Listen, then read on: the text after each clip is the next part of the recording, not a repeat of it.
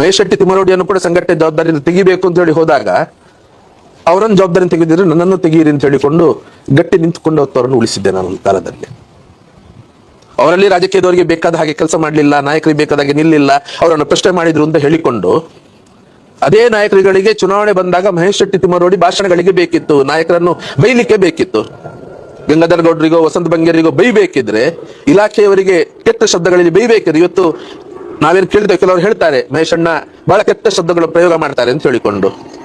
ಬೆಳ್ತಂಗಡಿಯಲ್ಲಿ ಒಂದು ಕಾಲಕ್ಕೆ ಅದರ ಅನಿವಾರ್ಯತೆ ಇತ್ತು. ಅಂಥ ಮಾತುಗಳಿಂದಲೇ ಗಂಗಾಧರ ಗೌಡ ವಸಂತ ಬಂಗೇರವರು ಇಡೀ ಬೆಳ್ತಂಗಡಿ ನಿಯಂತ್ರಣದಲ್ಲಿತ್ತು. ಇಲಾಖೆಯವರಿಗಾಗ್ಲಿ ಯಾರಿಗಾಗಲಿ ಅದೇ ಮಾತನ್ನು ಬೈಯುತ್ತಿದ್ರು. ಇಲ್ಲಿ ಆ ಶಬ್ದ ಪ್ರಯೋಗ ಮಾಡಬೇಕು ಅಂತ ಶಕ್ತಿ ಇದ್ದಂಥದ್ದು ಮತ್ತು ಅದ್ರ ಜೊತೆ ಅದಕ್ಕೆ ಸರಿಯಾಗಿ ಅವರಿಗೆ ಸರಿಸಮಾನಾಗಿ ಯುವಕರನ್ನು ಇಟ್ಕೊಳ್ಳುವಂತ ಶಕ್ತಿ ಇದ್ದು ಅದು ಮಹೇಶ್ ಶೆಟ್ಟಿ ತಿಮ್ಮರೋಡಿಯವರಿಗೆ ಮಾತ್ರ. ಅಲ್ಲಿ ಅವ್ರು ಯಾವಾಗ ಇನ್ನು MLA ಸೀಟು ಕೇಳ್ತಾರೆ ಅಂತ ಹೇಳಿಕೊಂಡು ಇವರಿಗೆ ಅನಿಸ್ತು, ಅವರ ಬಗ್ಗೆ ಇಲ್ಲ ಸಲ್ಲದ ಅಪವಾದವನ್ನು ಹಾಕಿದ್ರು. ಅವರನ್ನು ಜವಾಬ್ದಾರಿ ತೆಗಿಬೇಕು ಅಂತ ಹೇಳಿಕೊಂಡು ಇವರು ಒತ್ತಡ ತಂದ್ರು.